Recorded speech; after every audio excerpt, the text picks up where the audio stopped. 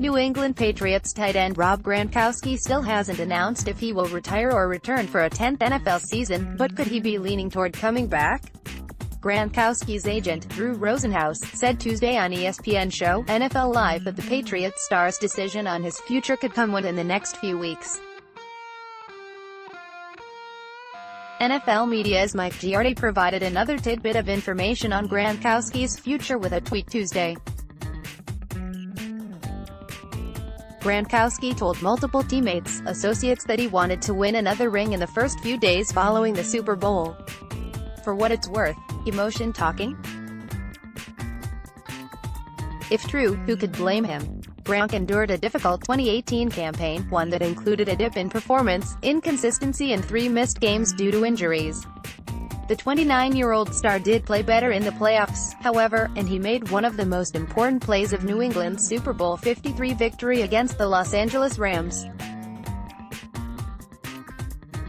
If the Patriots want Gronkowski back, it would make sense for him to return for another season if he feels he can withstand the physical toll of 16-plus games, including the playoffs. The Patriots, barring major injuries to key players, figure to be among the top contenders for the Super Bowl again next season.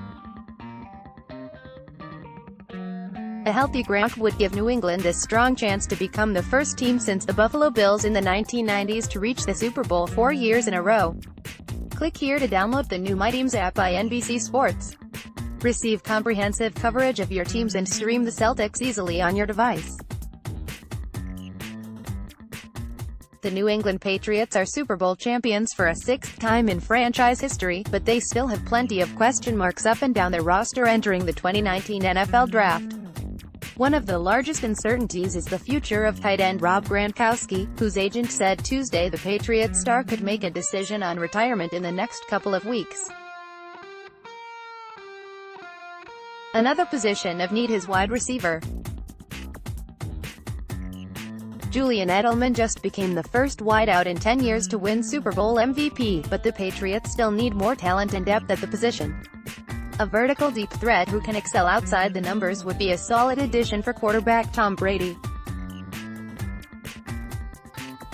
Josh Gordon could be that guy, but his status for the 2019 season is up in the air. Speaking of Brady, is this the draft where New England looks to select the 41-year-old quarterback's eventual replacement? The Patriots have several picks in the first 3 rounds, so it wouldn't be a shock if they took a chance on one of the top QB prospects. Here's a roundup of recent expert NFL mock drafts. NBC Sports Boston's Phil Perry, TJ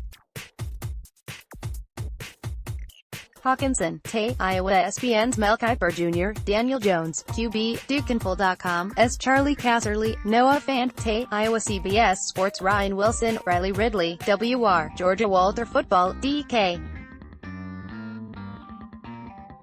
Metcalf, WR, Ole Miss. The Draft Network, N'Keal Harry, WR, Arizona. StatNFL.com, S. Maurice Jones-Drew, TJ Hawkinson, Tay, Iowa. CBS Sports Pete Prisco, DK WR, Ole Miss. Click here to download the new My Teams app by NBC Sports. Receive comprehensive coverage of your teams and stream the Celtics easily on your device. After meeting with Steelers brass on Tuesday, it's a matter of if not when, with Antonio Brown, Pittsburgh's star receiver, one of the league's best players of the last decade, is going to be traded. That much seems inevitable. But if the Steelers are reluctant to trade Brown within the division or, as has been reported, to the Patriots, then where might he end up, and where should Patriots fans want Brown to end up if they can't watch him in red, white and blue next season? Had a great meeting with Mr. Rooney today. We discussed a lot of things and we cleared the air on several issues.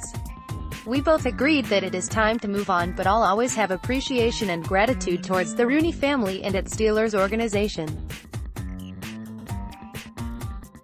One wideout, there are some serious salary and salary cap implications to consider. Brown is scheduled to count $22.1 million against the cap in 2019, and if the Steelers trade him before June 1, one would think the market for a trade would be impacted by what transpires in free agency and then the draft in early May. They would carry over $21 million in dead money on their cap next season. If they trade him after the draft, after June 1st, Brown's dead money would be a shade over $7 million. More Phil Perry. Okay, so let's get into the candidates for Brown's services. Teams like the Niners, Lions and Seahawks have needs at receiver and the cap space to make the move. Then there are the Jets, the team that Patriots fans may first gravitate toward when asked to fill in the blank. I'd be okay with Brown going anywhere, but that makes sense.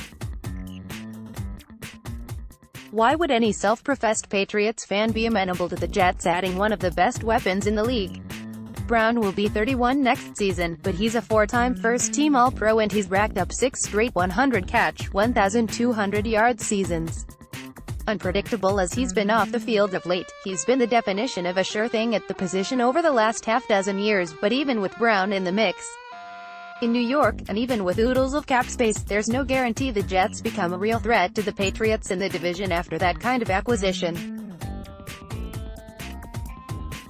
Sam Darnold could make the leap as a second-year quarterback, but he'd still have very little else in the way of weaponry around Brown, and new coach Adam Gase would have to come up with a way to make it all work. Plenty of uncertainty there. More Patriots. That's why Patriots fans might want to hope that Brown doesn't land in Indianapolis. The Colts won a playoff game last season with a young roster that is built around Andrew Luck and poised to improve. Not only should players like Quentin Nelson and Darius Leonard continue to trend upward after impressive rookie seasons, but general manager Chris Ballard will have more cap space to play with than any other franchise this offseason, $118 million. If the Steelers are wary of contributing to conference contender, then they wouldn't want to send Brown to Indianapolis. But if the Colts are still in the mix, Brown would make T.Y. Hilton a top-tier no. 2 target, and he'd potentially open up more room for tight ends Eric Ebron and Jack Doyle to work the middle of the field. Our buddy Albert Breer from Sports Illustrated said many times last season that the Colts had dynasty potential because of their young talent, their legitimate franchise quarterback, and their cap situation. Trading for Brown could very well accelerate the process. Would it make Indianapolis the favorite to come out of the AFC next season? If not, it would almost certainly help them narrow the gap between themselves and the 2018 champs. Click here to download the new My Teams app by NBC Sports. Receive comprehensive coverage of your teams and stream the Celtics easily on your device.